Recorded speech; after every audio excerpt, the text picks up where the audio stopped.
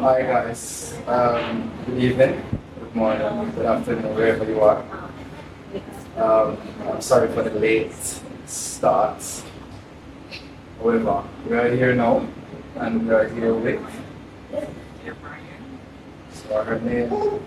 Cynthia Bryan. So guys, if you're not hearing, let me know. So we're here with Cynthia Bryan. It's my cousin, and we haven't seen each other for years, right? Years. That's the thing we said. That's such some feedback. So it's been a minute, and it's the first I'm seeing her back time. So I'm getting a combo. I'm getting an interview with her, and I'm seeing her for over 20 weeks. Yeah, about that. So we are here now and stuff. Alright. So before I step in my list, I notice I don't have one main question on my list. But I'm gonna ask you first of all, you had cancer, right? Okay. At what age you found out that you had cancer? 24. Is that one question? When you found out that you had cancer, what was the reaction? Because I was growing from underneath. Yeah. I'm a bit dramatic. Yeah. So I pretend to feel it, but I don't really feel it. If I could feel it, I wouldn't feel it. So you pretend to feel it, but you never feel it. But you felt some type of Yeah, way. when you have that test, you just never receive real. No saying I'm sick, I'm sick. Okay. Like, what type of cancer you was diagnosed? Ovarian cancer stage 2.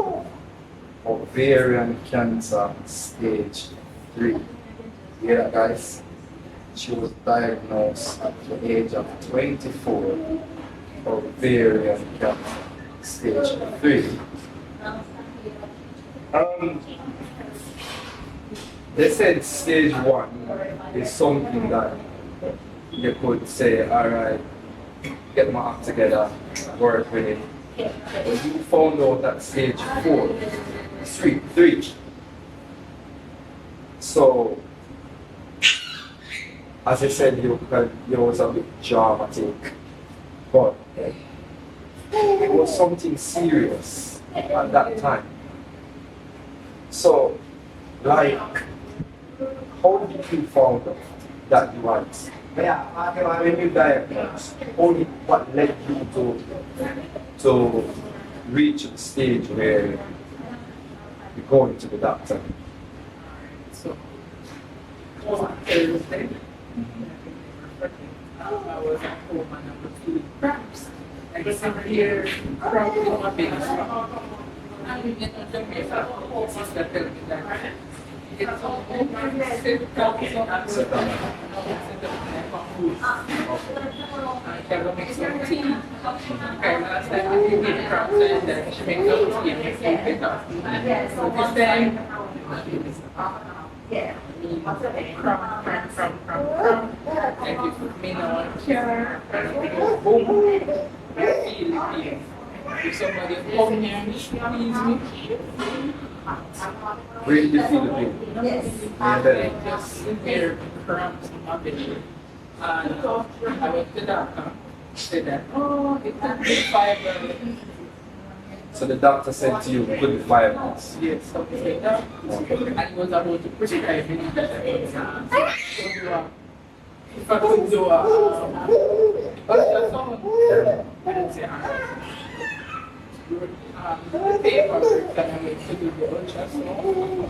When I sent it to you, I sent it to a gynae. I asked for to do an ultrasound. Sometimes in the afternoon, and they want to be symptoms. So Definitely, I believe so that. for the ultrasound, I did the ultrasound, and he actually sent it to a guy.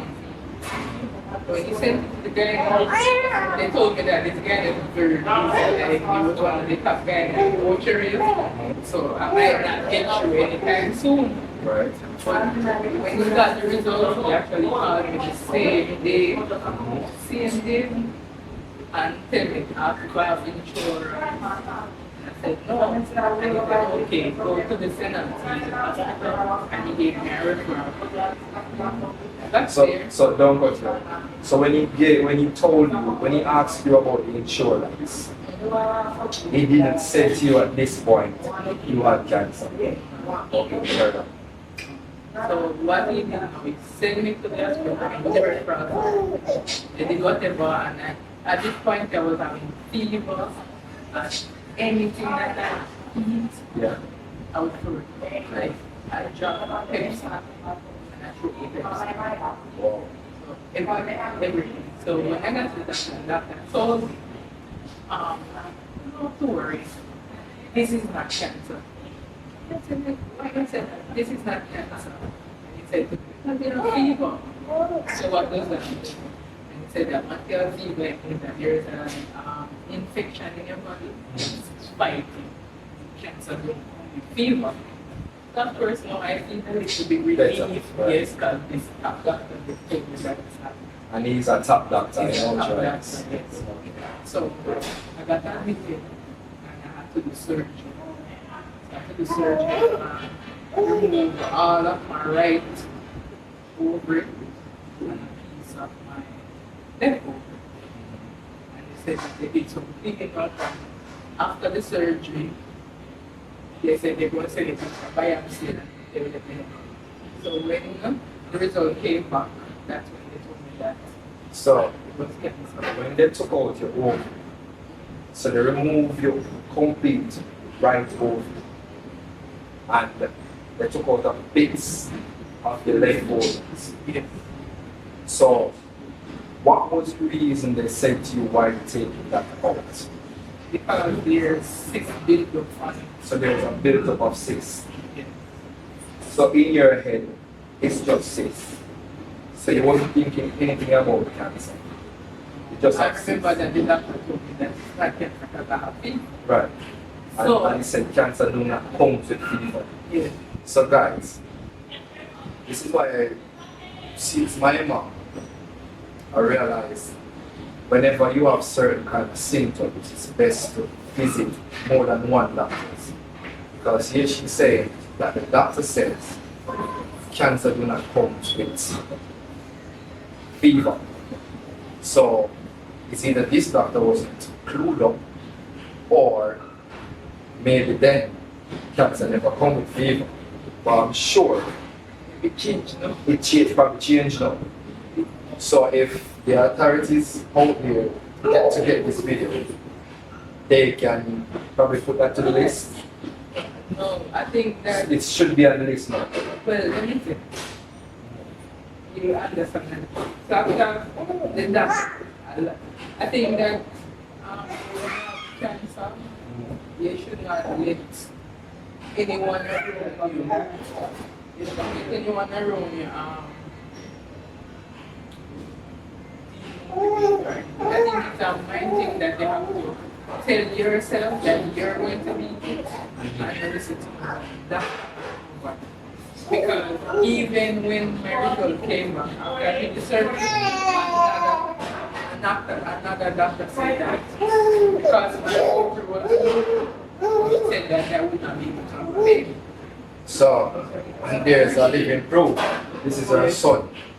So the doctor said to her, if she remove the ovaries, she won't be able to have kids. And this is her son.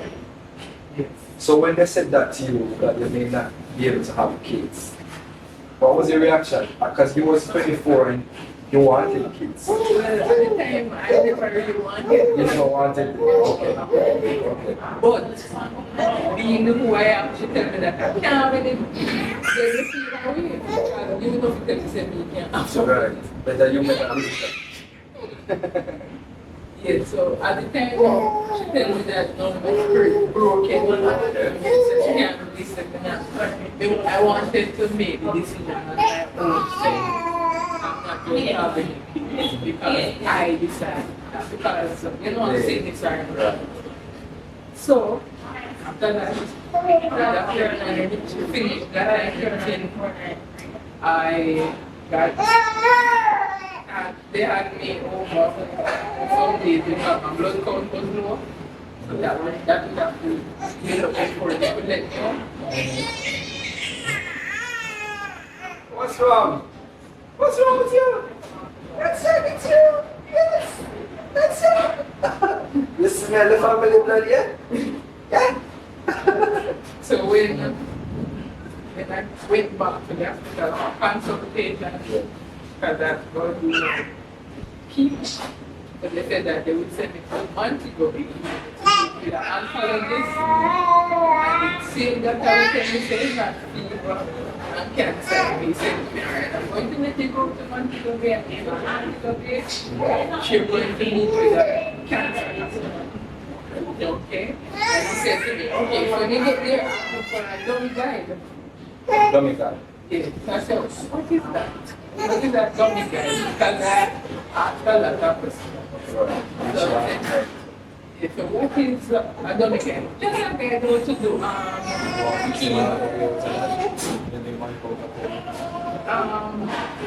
I want just a guide how to do chemo. Because I heard so much that they wrote you want to do. Yeah. So, told my family that that's what he said. And they were like, no, we're not sending you back to him. I had a very good friend in St. Thomas. And they were saying, she kept a concert for me.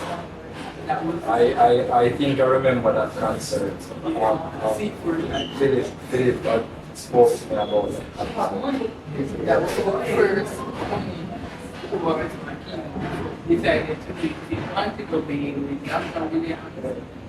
At Montego Bay Hospital. Okay. That was a private hospital. So, you mentioned private hospital. And that's the next thing. With my mom, she went to a private hospital to do her first biopsy. Then she get that biopsy within the time frame. But then she went to a particular public hospital. And then she died and still didn't get the result. So, would you advise people, especially in Jamaica, to do the biopsy at a private hospital or a public hospital? Well, I actually did the biopsy at the public hospital. How long did it took you to get the And result? it took like 2 weeks. They told my mom 6. 6 weeks. 6, and she still didn't get that 6 weeks. Well, not going to say, it took me some time to depends on the doctor. I'm not going to ask you the name of the hospital you went to do the biopsy, but I'm going to ask you what parish you done the biopsy. So my first one, already started with and then from there, I think, So you did the biopsy months ago. in Montego Bay, that's when I started my treatment. I had to do a consultation with the doctor first. And the thing is, with this doctor that I saw, he was a fresh doctor out of the university. Right. And he was not just the normal doctor that decided that I like about him. The first consultation that I did with him, he said that we're going to not look at this as cancer. We have to take it in a holistic approach. Okay. So I had to do counseling session. Send me to a church to do counseling every meeting that we went to. I had to pray with him. So it was unconventional. Alright, so guys, for those who just joining in, Cynthia, she was diagnosed with cancer at the age of 24, stage 3 ovarian cancer, and she's a cancer survivor. And as I always said in my podcast, that I was encouraged and motivated when I lost my mom to cancer.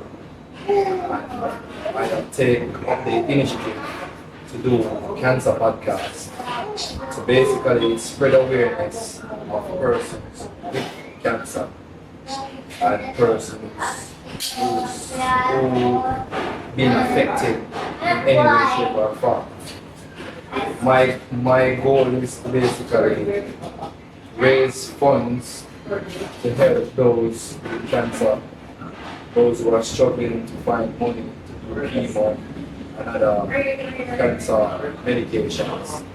So whatever present moment, I am assisting someone that I met on TikTok with cancer, and he has stage 4 cancer, and he's struggling now. Sent him a message last week, and he just replied because he's feeling pain and he's weak. I would love to meet him someday before I leave. But that's my plan, my goal, and if you can help me, you can just put the live, share the live, so that others can join and be informed. So you say you start your chemo. How long it took you to start your chemo session? I think I started. So you're diagnosed in July, you start in December. So that's what, 6 months period there about? Or 5 to 6 months period. So what was your first chemo session like? So, if you were around the entire, as I said, I had to be in a mode where I said that, okay, I'm not going to, I have to find strategies how to help myself. So the first session, so chemo is not a machine. They put some IV and inject. That was when I was no idea that they can get chemo in the farm. That's what I was going to say, because, and this is why I'm encouraged to do this podcast, because when I heard about chemo, I mix them up. I think about radiation therapy, we're going to that thing. So I never knew what chemo was until my mom was on it. I knew it's a fluid. When she was at the hospital, they were telling us the type of chemo that you can get, which, as you said, they have chemo in the type of pills. So for those who do not know what chemo is, it's IV fluid that you inject, and you also have it's in the form of tablets. Yeah? So you say the first time was there. I felt like I was like feeling, yeah, the feeling like falling something. What I'm trying to do. So then I never want to feel that feeling again, so actually Okay. so I slept through all of my So they have the option where you can sleep through it. I just You just condition your mind and say sleep. never sleep. Would I like to go there? The thing say everybody used to do it because the first time I was the only one in the room. And I remember one point where there was this lady in the room. Yeah. Sir, once the medication, once they took me, drop asleep. Yeah. And then, but I would get up at that point and go to the bathroom. When I got up at the point, so all the lady here, open and watch TV and then something. So after I finished this everything, the nurse said, asked her, oh, she's not asleep. And I thought that it was something maybe everyone did. She said, no, you don't sleep. And Kim will take 1 hour to do, and you will take 4. Because you're asleep. To sleep 4 was your chemo session, but it should take 1. Said that, me, but this is my step, 7 now, heard Baron of the sleep trade, you can feel better. And when we wake up, it used to be that they sleep on the night. I can imagine. If you want to avoid something, why not? Yeah, used to think they sleep on the night. And to me, a lot of person think that when you get cancer, I know that when you get cancer, there's a lot of person who don't survive.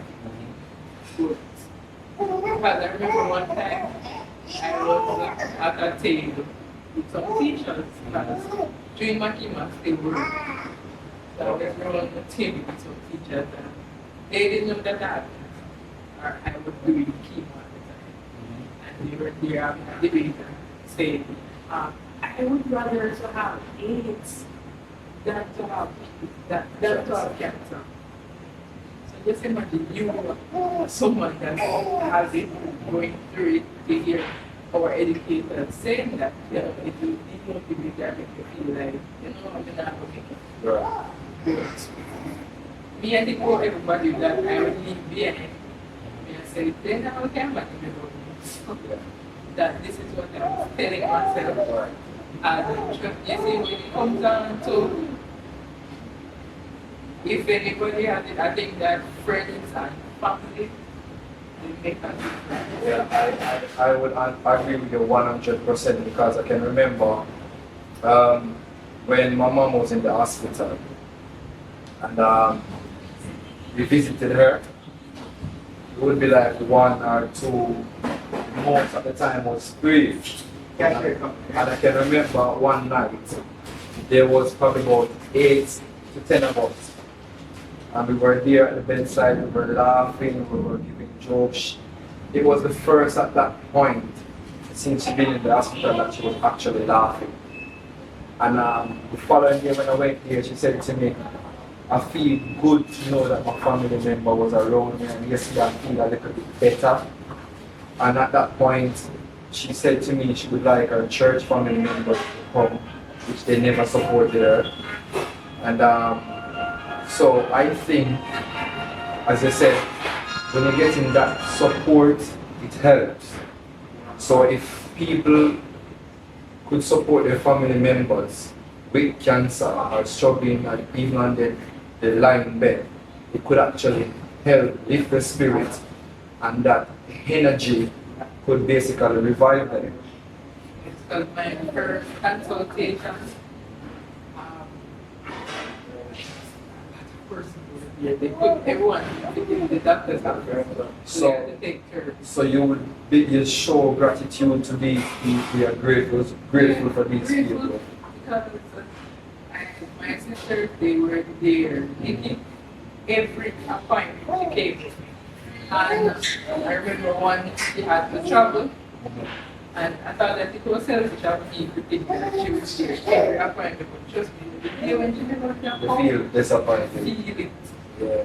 But person who was there with you there, feeling because maybe not there, they're saying shit. Yeah, because it brings an emotional strain for the members. Yeah. Because as my daughters, both of them have done an interview with them and they said when they heard that she had cancer, they literally just start thinking, oh, grandma is going to die, grandma is going to die.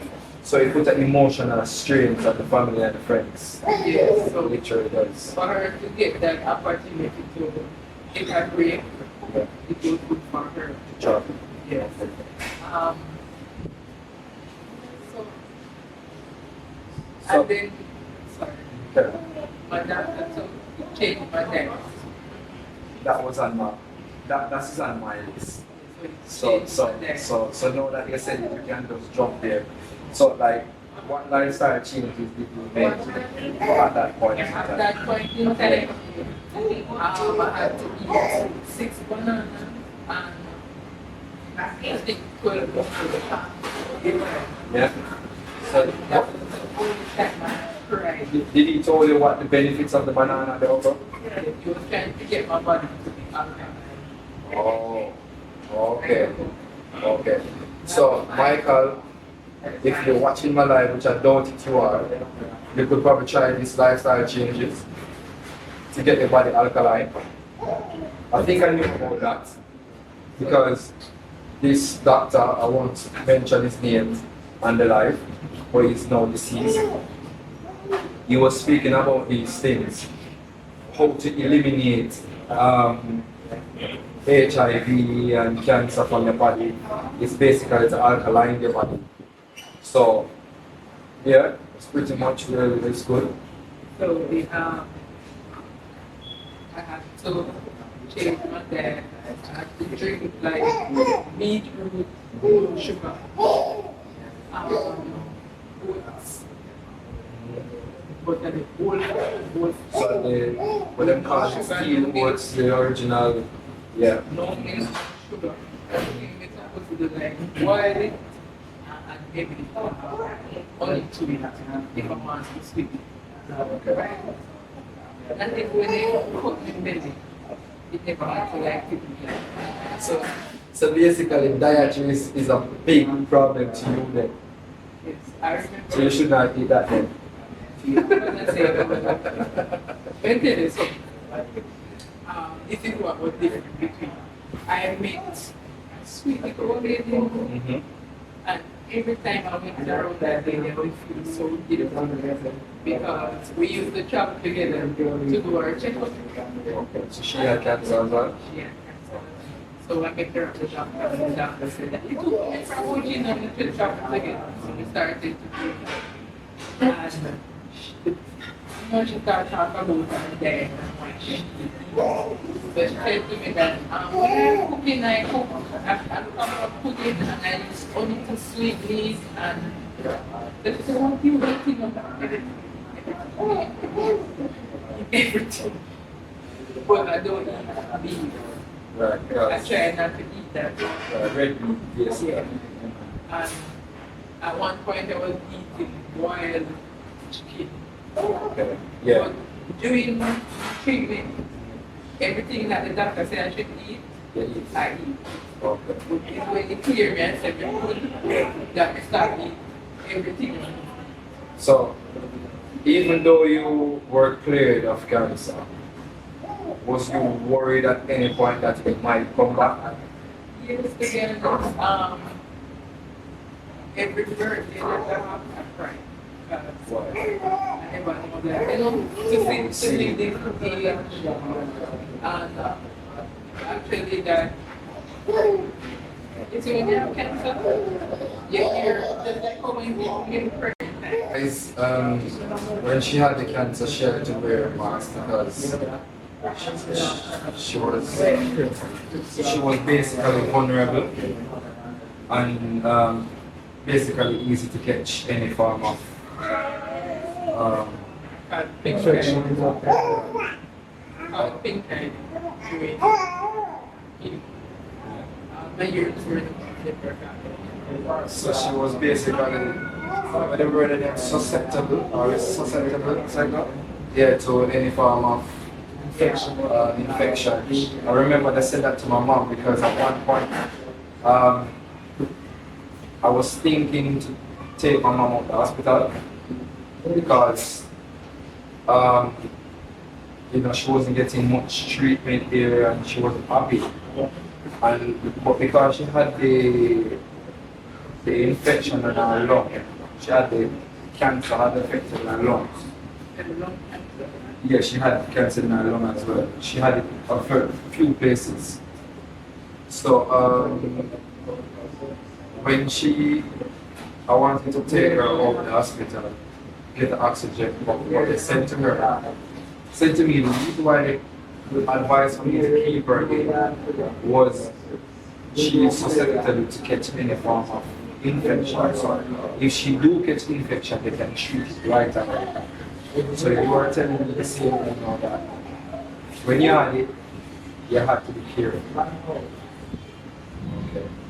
So is this at a stage 4, stage 3 thing, or it doesn't matter what stage it is? Yeah. Good. You mentioned that you've done chemo. What other therapy you done? Was it just chemo? I met a lady, she did chemo and radio.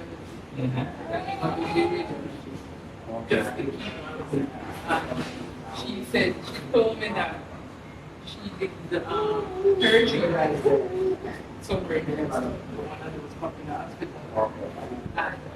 And when I met her, she was actually in the process of suing the hospital because she said that the treatment, in the right, she said that even when she was doing, I think it was the radiology, she literally had a battle and she fixed on the front so hard, her teeth them come out. Wow. She said that it was so painful and she passed away. When you come to So how you feel to know that these people that you come in contact with are now deceased? What some of the stuff that come to your head? well, I consider myself to be very blessed. I just thank God that He helped me through. I remember my auntie, she was telling me when I was in Central Africa, she said, Cynthia, she said to me that, tell yourself that you will not die here. Speak life over yourself. Yeah. Yes. So, when I was in hospital, people kept dying. Like, there was this lady, at this point, I never met her, I had cancer. So she came in because she was chemo and she took morphine and it was the evil inside her or something like that. She died. The lady next to me that actually took some of my patients, she came in and broke it. And she died. The day that I went to do my surgery, She had cancer as well. Okay. just a broken leg. Just a broken leg. Just a broken leg. She had a lump that went up to her heart. That when the nurse told me that's what I asked, how do you get blood? And they said that when you have like, say for example, they have, like me at the time with the surgery, once they get like a cut like that, if you don't move, it can develop heart. And that's when it got trouble. Okay. Alright, so what I did, they said that they would just try again. I did the surgery tonight, and tomorrow morning my assistants came for me. If you're not let me get so it's like when you're in I hope in no one gets cancer, but if you do get it, don't think of it as the end of the world. Because if you sit down and think of it at the end of the world, it's going to be the end. Try to find ways to fight. Right. It's not going to be easy because you know say the odds are against you. Still try to fight. Don't tell nobody so oh yeah, but you have to live. You have to live even if you don't live. And it falls good if it comes to So your advice is just to speak life. Alright. What cancer mean to you? No. After you go through some cancer, what cancer mean to you? No. so we're the one So how you do? When the thing when I was going through anytime I hear the word cancer, I go run towards it. I always feel like just like when he was saying, keep it after no, even though he might not have been the reason why I survived. But I believe that some doctors, even they say when you go to them, it's like they don't believe that they can. Is that they just write They're right. on their certificate right there and then? I remember one time my doctor, I was feeling it. 4 times when we go and then missing out 1 year. Because your body connects, that's what he said. Yeah. And if you're having a toothache, you might feel it all over your body. And I had to do what I think it's called a CB. About the doctors give you to go to the dentist. Yes. Was that related to the cancer? Yeah, because I had to do a test. And one of the blood tests I had to do also is called like CB123. Don't remember the exact name. I think I read that in my research when I'm doing, but I don't remember what it is, but I think I remember of reading that.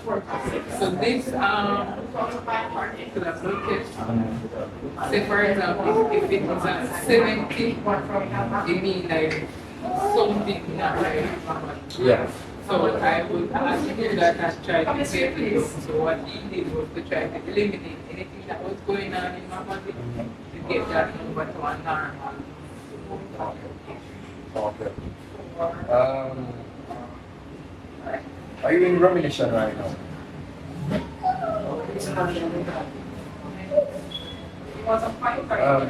Basically, it's like, you know, cancer can be a recurrent, but you're basically, you're fully cleared of it, right? I did checkups maybe like a year up to 1 year after. How many chemo sessions you had to undergo? 6. 6 cycles. Were you cleared after the 6th cycle or before? So after the 6th cycle, I had to do every test that I did before. So I did Sorry, come this way, please. and my blood test, and that's when everything came back normal. And when I was clear, I still had to go on to the checkups. Okay.